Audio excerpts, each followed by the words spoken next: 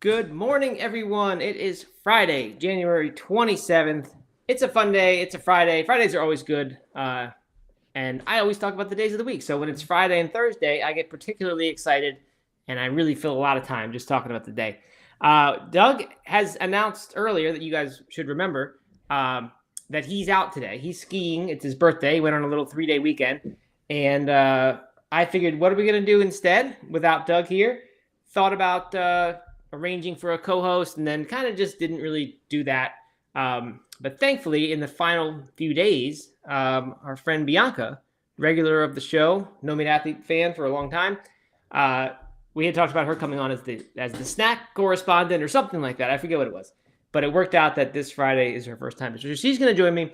We'll do just a short show today. It won't be really long one. It'll be just a fun light check-in. There's not too much going on in the news world. So I'm going to bring Bianca up, give her a warm welcome, and then we will be off and running here. So let's see if we can get this figured out. I do have a quick follow-up on my AI stuff from yesterday, because yesterday I was chatting AI. There's Bianca. Hello. Hey. Okay, I think it sounds...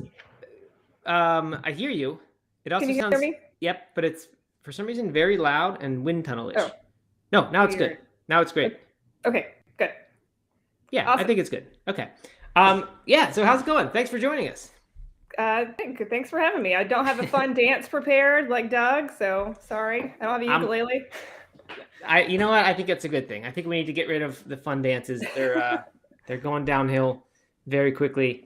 So I think so. All right, so I'm going to ask you, of course, what you had for dinner last night, Bianca, but I will tell you what I had because it relates to my AI stuff from yesterday. I knew I was going to make this eggplant. It's eggplant in the style of mushroom. So you saute some eggplant, turns sort of mushroomy in terms of the texture and the look of it, and you serve it on bruschetta. It's an eggplant bruschetta. And so I didn't know what to serve with it. So I asked the AI, went into the chat GPT or whatever, and said, what can I have with this thing? It made up a recipe. It just makes up recipes on the spot. Yeah. And so I suspected something was up because it doesn't just plagiarize, or it's not supposed to. And so I said, has this been tested or anything? And it said, no, I just made this up. It included some non-vegan Parmesan cheese in there. So I said, hey, that's not a vegan ingredient. And then it just corrected and said, okay, sorry about that. And it wrote the same recipe again with, it said vegan Parmesan this time. So that was kind of interesting that it just updated itself like that. But anyway, I ended up saying, don't make up a recipe for me. Just let me, give me a bunch of pasta sauces that aren't red sauces. Just famous pastas that don't have red sauces. And it listed like 15 different ideas. I found one that seemed perfect, and it was a pasta with broccolini and something else. I think with garlic and lemon, and it was perfect. And I felt like the AI, far from overthrowing me, actually helped me plan a nice dinner. So I was quite surprised with that experience. That is wild and scary. Yeah, it was. And one of the other things that I'll get to later, or we'll get to later, I want to ask you about blue zones later on.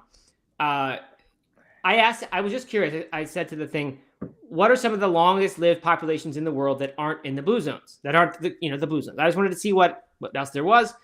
And it listed off a bunch of the blue zones. Like that's exactly what it gave me.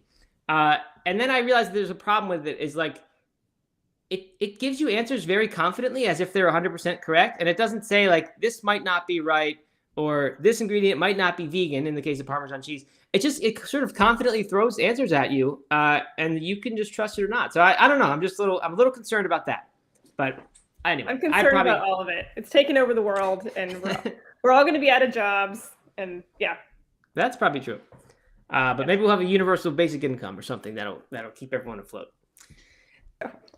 Anyway, so first of all, Bianca, I want to know what you had for dinner, but well, do you have any headphone volume? Like, are you able to turn down the volume on the microphone of your headphones? Because for some reason, no, I'm not sure. I can try to. If I push the button, does that work? Is that better? Possibly. I don't know. I think it is better. I'm surprised because I would think Instagram would automatically kind of normalize the volumes, but this is sounding good now. Whatever you just did. Okay, I think I just turned my phone volume down. Is actually what it did, but It's good. It sounds much less noise now, so this is good. Okay. All right, Okay, so what'd you have for dinner? What kind of fun food truck / brewery / something cool did you do? Like I always see on your Instagram, and I I'm wish I counting had on you to have something done. cooler to report, but I actually had a Blue Zones recipe last night. I'm doing this Blue Zones challenge, which we could talk about in a bit, but Yep. it was black bean and potato soup from the Costa Rican Nicoya Costa Rican Blue Zone. That Nice. had potatoes and chayote squash, which was my first time cooking with that. Carrots, onions, and it was kind of half blended. You take part of it out of the pot, blend it, and put it back in the pot, so it's kind of half pureed. But you leave some chunks in there. And I had that with some corn tortillas and some salad. I actually had a romaine salad. I've been trying to eat romaine. There you go. Because I also have sleep problems, and I want to see if it works for me. So hey, I have a cold right now, so I'm also taking NyQuil at night. So I can't say that the lettuce helped or not because something knocked me out. It was probably the NyQuil. Right. But right. yeah. All right. Well, good for you. I suspected that you don't only eat brewery food and food trucks, and knew there had to be some sort of healthy side. And I did know that you were doing the Blue Zones challenge. Yeah. So I guess before we get into the main event, which is you telling us about the Wonder Egg and the Philadelphia cream cheese, I do want, like, what are you doing for the Blue Zones challenge? Because I have that book as well, and I love everything Blue Zones, as you know. I'm just a total sucker for the Blue Zones stuff, and the philosophy. It's perfect for me. It gets me excited about being healthy. But I was looking at the challenge. I think it was around last year, and I couldn't really find all that much structure to it like I was hoping for. So what? How are you actually doing it? Are you just saying I'm eating Blue Zones 100%, or is it ramping you on, or what? So the Blue Zones challenge book it's like a 3-week, or actually it's a 4-week program, but it gives you 3 weeks to follow, and then you do one on your own. But it has kind of sort of things you do each week, and part of it is recipes, and it has the recipes from the different Blue Zones. It also has like activities like reach out to a friend and go for a walk, or call your family member, just things that you can do that are to promote. The part for me that's the hardest with Blue Zones is the connection part with real people in real life, and connecting with family. So that's actually been the more challenging part than the food. Right. But I've been mostly just all month cooking Blue Zones recipes. Some are in that book, and I'm also cooking Blue Zones Kitchen. I don't have the new American Kitchen book yet, but it's been fun. I've been doing Okinawan recipes and Sardinian recipes. And the Seventh-day Adventist recipes are my favorite. Food, but, I got nachos. It's breaking up a little bit for me. I don't know if that's just me or everyone. Okay. Is it better? Yeah, maybe. Still a little messed up. But I don't know. Again, it could be on my end. But yeah, this is the challenge. I want my phone to my off the Wi-Fi and to the regular. Right? Yeah, give it a try. See what happens. Okay. Always hard to know when we got a new person. It is showing kind of a low signal on my Wi-Fi. So let's see here. All right, Bianca is. Hey, I think that's better. Okay. Yeah, my Wi-Fi is kind of. All right. Yeah, that's okay. No problem. Expected when we have a new guest on. Got to take a little while to figure it out. So no problem. Okay. Cool. Good. All right. So say that last bit. I heard you say. I think you said you were cooking some Sardinian recipes, maybe. Yeah, I've been trying Sardinian recipes. The favorites so far have been the Seventh-day Adventist recipes for me because they're like hippie vegan food. Yes. There was actually even a nacho recipe. It was called Adventist Haystacks, which was actually just a fancy way to say nachos. And I thought about Doug when I had that. So I was like, if I can eat corn chips on this challenge, I'm here for it.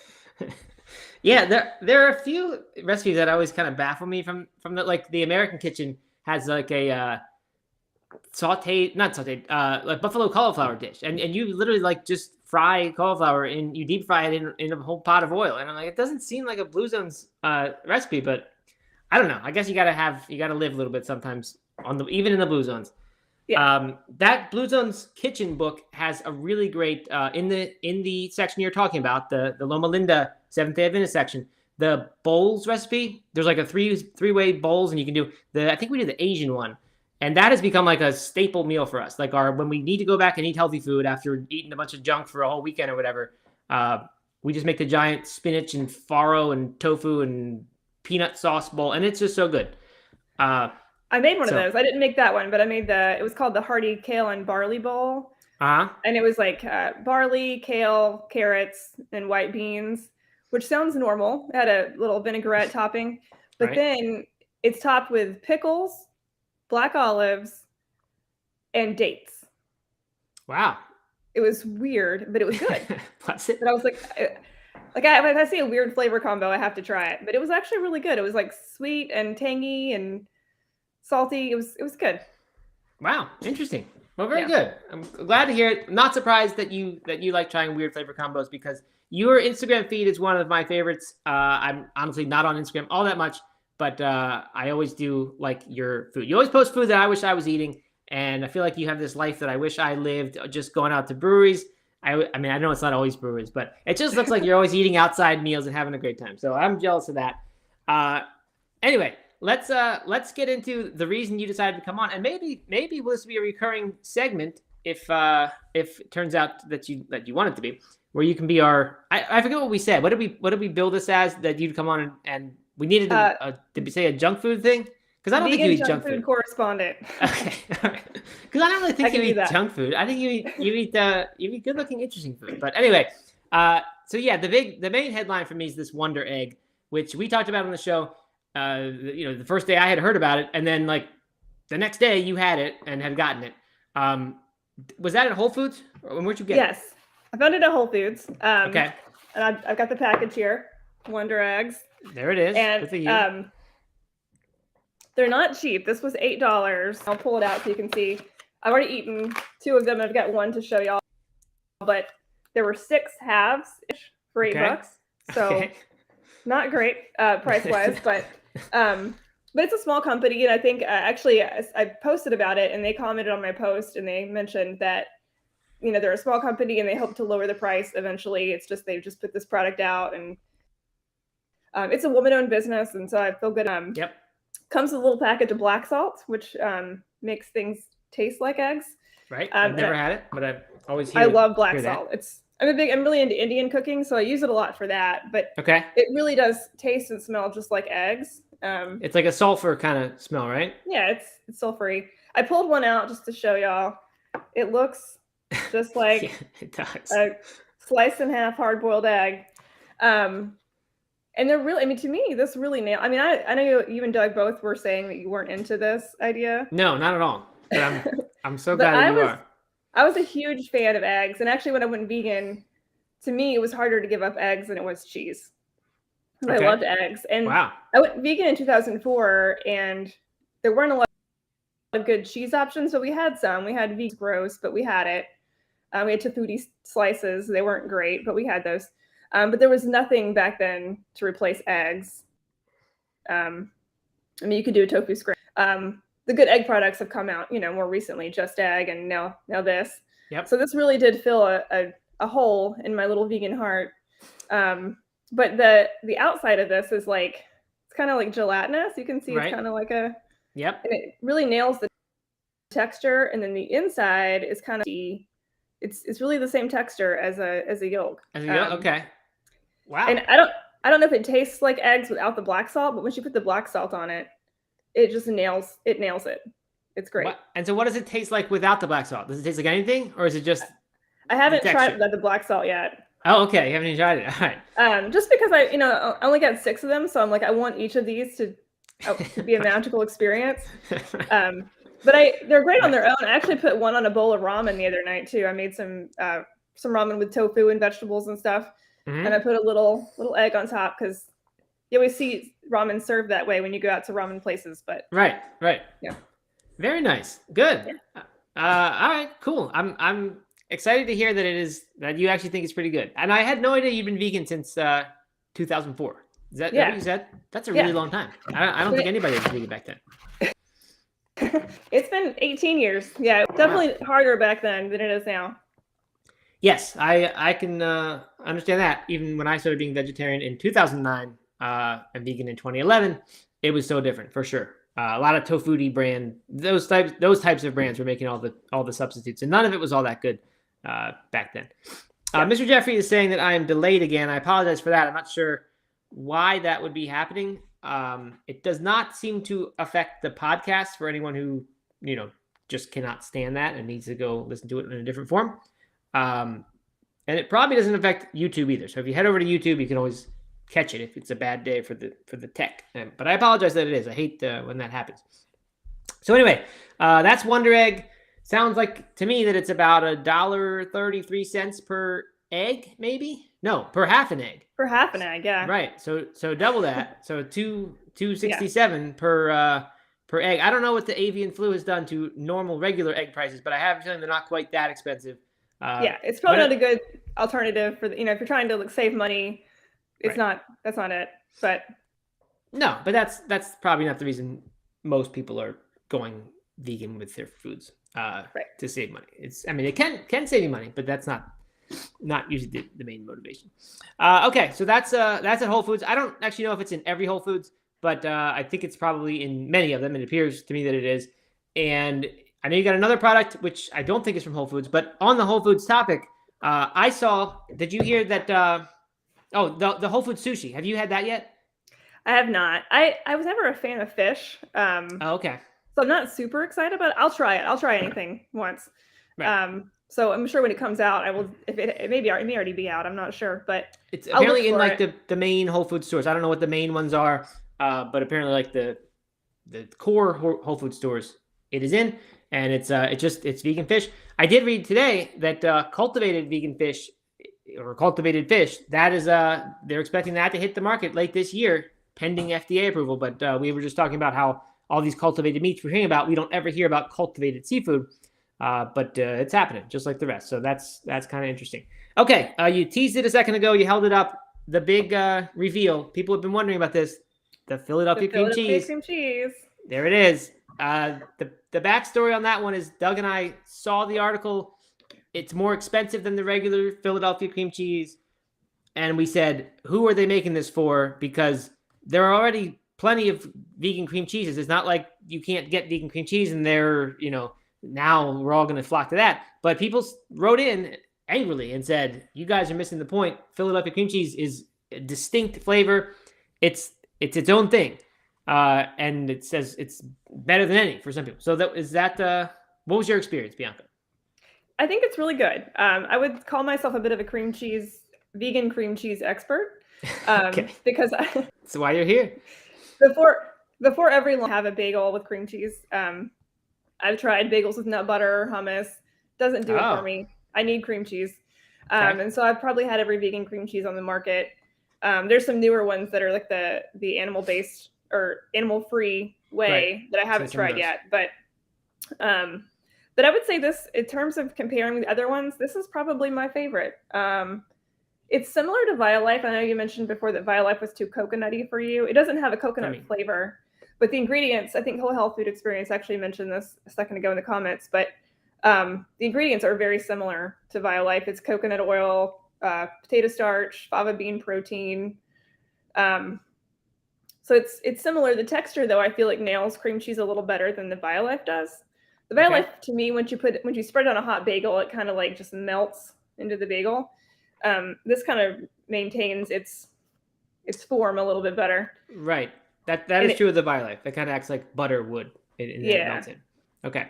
But it kind of, someone mentioned a while back in the comments on the show that they were hoping that it had the same flavor as the original Philadelphia cream cheese.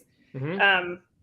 And it's been 18 years since I've had that, so I can't tell you that it's exactly the same. But as I remember it, it does seem very similar. It kind of has that. It has a little special flavor to it that I couldn't put my finger on, but it does taste like what I remember Philadelphia cream cheese tasting like. Interesting. Okay. Yeah. So that's what Aisha, Whole Health Experience, says that's what she wanted to hear. And I think that's what everyone wanted to hear. I think that was what they wanted. That patented or not patented, but that very distinct Philadelphia cream cheese flavor. All right. Well, I'm going to give it a try. And where'd you get it? I got this at Kroger, which is our big grocery chain here I live in Memphis. Okay. I think Kroger has other grocery chains in other parts of the country that are called other things. Yep, Kroger, I think, is also Albertsons and Safeway. I knew it was, Okay. well, I was pretty sure it was Safeway, but Albertsons as well. So there are other names for Kroger's or similar stores. So I'm guessing those have it too. Good. I'd like to try it for sure. That's Yeah, it's really good. that's a good one. All right, and where do you like go? I mean, you seem to be up on the plant-based snacks. Like, where do you get all this stuff? I mean, you live in Memphis, right? I do. And you usually go to Whole Foods. Is that your supplier? I would say my supplier. I would say primarily Sprouts. I do go to Whole Foods. Our Sprouts and Whole Foods are close together, so they're about a block or two apart. I stop at Sprouts first, and if there's something I can't find there, I'll go look at Whole Foods. Sprouts is a little bit cheaper on a lot of products, a lot of vegan products. Okay.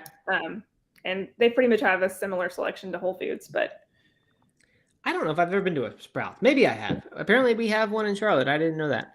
yeah, it's a I'll nice check it out. chain. Okay, good. Dale Stevens says they have Fred Meyer, which is Kroger. Dale Okay. Stevens, I don't know where exactly she lives. I believe it's Mountain Time based on her very nice comment on Plant Based Morning Show Instagram account yesterday. She put something about this 9 a.m. Mountain Time hour is her favorite of the workday, which I thought was very nice thing to hear. So Nice. anyway, if you're in that Mountain Time zone, Fred Meyer, maybe where you get your cream cheese. Good. Okay. And then the other question I've got for you, Bianca. Actually, I have two more. Number one, what are you doing? You mentioned long running. What are you doing with running these days? What's your I know you are coming off the half marathon PR during a 20-mile run, which is a pretty unique experience. But so that's a great thing. I mean, you must be in the best shape of your life. I think so. Because I'm getting over a cold right now, I don't feel like it, but before this cold started, yes, I felt like I was in the best shape of my life. I'm training for a 50-miler right now. I PR'd my marathon in December. So I PR'd my half marathon in November and then PR'd my marathon in December.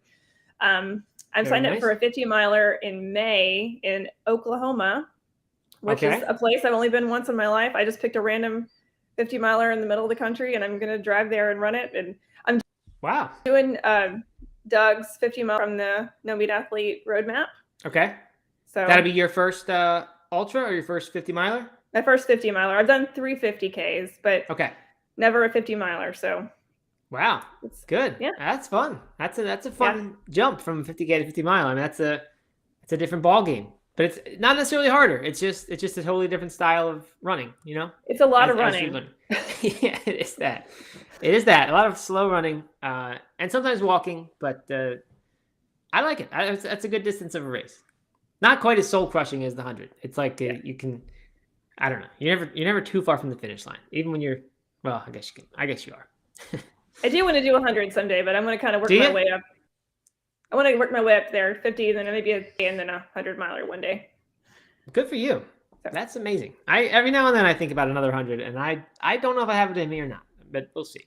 But that's exciting. I would love to follow along. I hope you'll keep joining us because it'd be especially fun to have our junk food correspondent also, cranking out ultra marathons and working our way up to 100. That's amazing.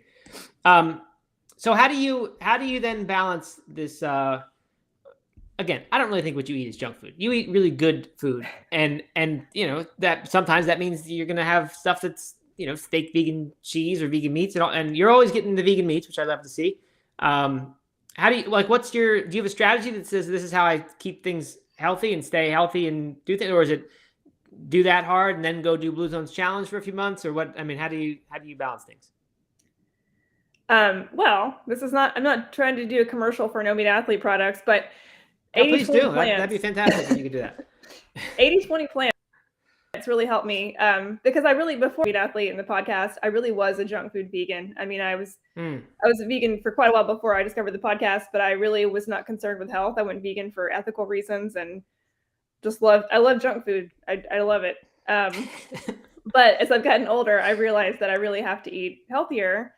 And you guys made it seem fun. So I started eating more whole foods and kind of got into some of the stuff that y'all were into with the Blue Zones and all that stuff that I probably wouldn't have heard of otherwise. And so, but I still struggled for a long time to balance. I'd kind of go on like junk food binges, I guess, where I'd eat too much junk food for a while. And then I'd do some kind of crazy like reset and where I would just eat super whole for a while. And I did the 80/20 plants program a few years ago, and it really just helped me to kind of find a nice balance. So I try to strive for 80% whole, 20% indulgent most days. Okay. So I can have, some plant meat or a vegan dessert or something, and then the rest of the day I'll eat beans and grains, and then I feel pretty good about that balance. Right. Yeah. Good. Well, that's fantastic. I'm glad to hear that. And I actually did not realize that that we had that kind of role in helping you, or moving you from junk food vegan to healthy vegan. So that's amazing. Yeah. Cool. Very good. And then last thing I've got for you is you are the one who clued me into the Athletic Brewing their dry January 30 pack, which ended up, you told me, was not all vegan because they had, I think, a lactose IPA in there or something like that. But then I saw you had some Athletic Brewing in your feed the other day, or maybe it was a week or two ago. Are you actually doing a dry/damp January? Like Doug and I have failed so poorly? The damp. Definitely not doing a dry, but I'm going for the damp. So in part of this Blue Zones challenge that I'm doing, I'm actually trying to drink red wine most days, 1 glass at dinner. Okay. But to me, I mean, I'm one who I like to drink when I drink. So it's not hard for me to knock back 3 beers in a night, if I'm really drinking. Okay. So it's cutting back good for me. It's so I'm trying to. So my plan is to drink red wine most days, and the days that I don't, usually it's the night before a long run, I'll have an alcohol-free beer instead. Or if there's to an evening gym class, and I don't like to drink after 6 p.m. I go to bed at 8:30 because of my crazy early morning work hours. And I found that drinking too late affects my sleep. So for some reason, if I have an evening gym class or something and I can't drink my alcohol before 6, then I'll have my alcohol-free beer instead. Okay. So I still kind of get a treat, but it's on alcohol and it doesn't really affect my sleep. So right. Yeah, and that's exactly what they are. They still taste like a treat. And for me, they scratch that itch sometimes. It seems like something special, and it's alcohol free. So like I said, I have failed miserably on my damp January. I just truly, without any guideline to it, I just basically didn't do anything different. I was already having some nights here and there where I was having the Athletic Brewing or Guinness non-alcoholic or something instead. And I'm basically still doing that. Although we just had friends visit us for 5 days, and I had wine every night in a row for 5 days. So I don't know. I'm kind of itching. I kind of feel like when my January's up, which will mean move every day with some sort of fitness thing, and no plant-based meat. That has been my things I've actually kept for January. When that's up, I think I'm gonna extend the move every day a bit because that's been really great and surprisingly easy. But I got to figure out this maybe a damp February thing where there's actually structure to it and I actually do it because I feel like I just missed the boat on that one. I don't know. It'd be good.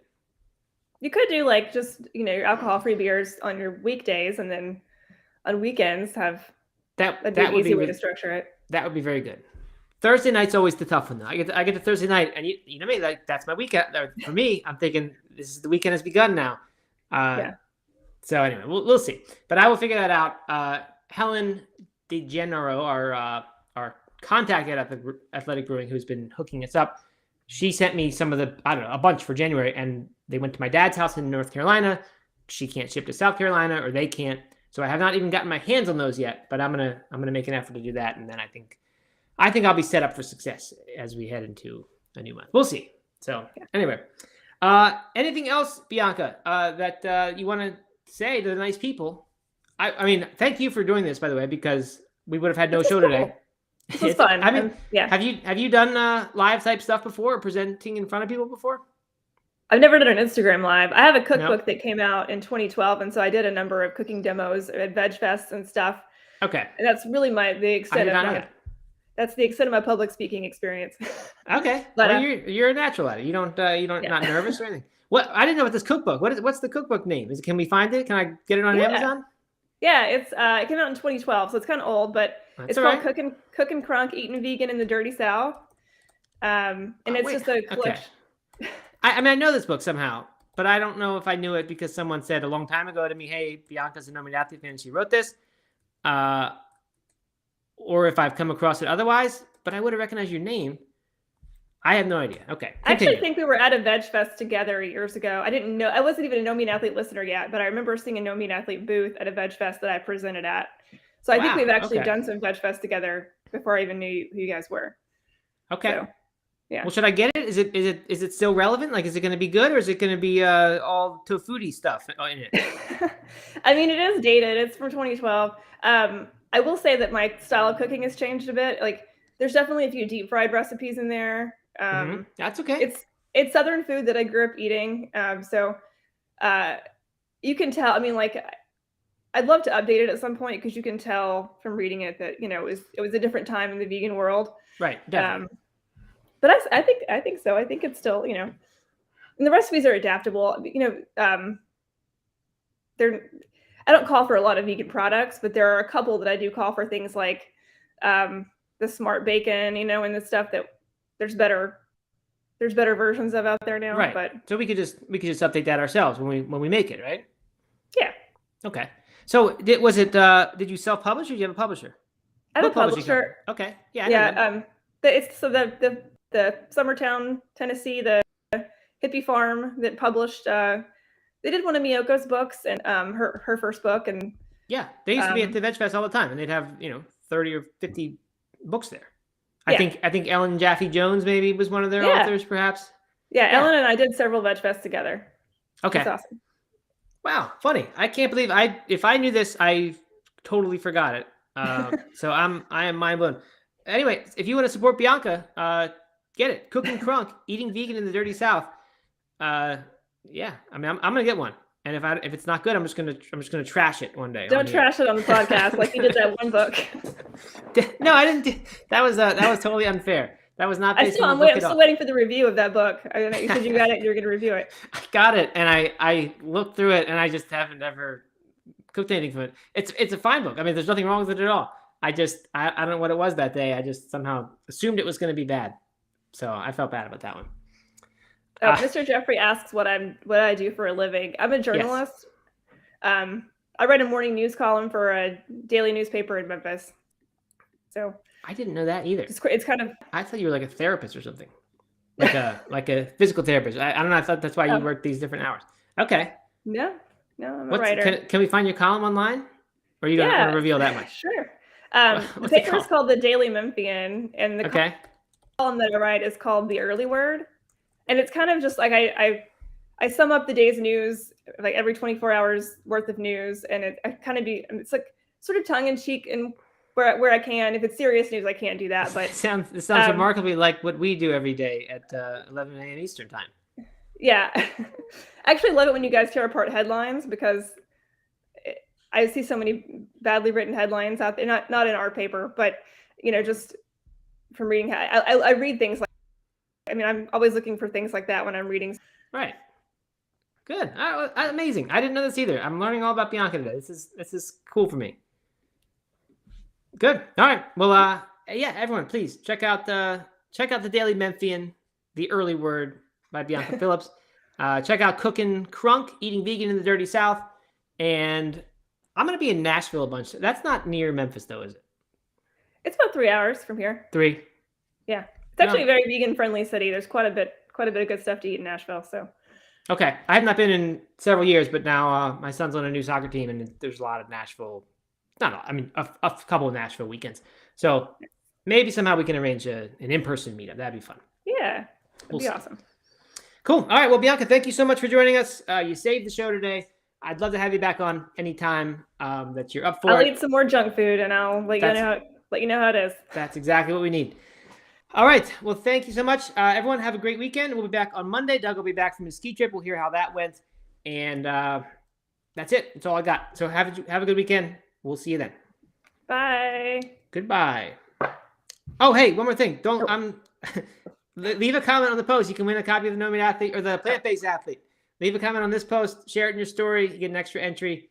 That's it. Now it's really all I got. Have a great weekend. We will talk to you later. Goodbye. Have a good weekend.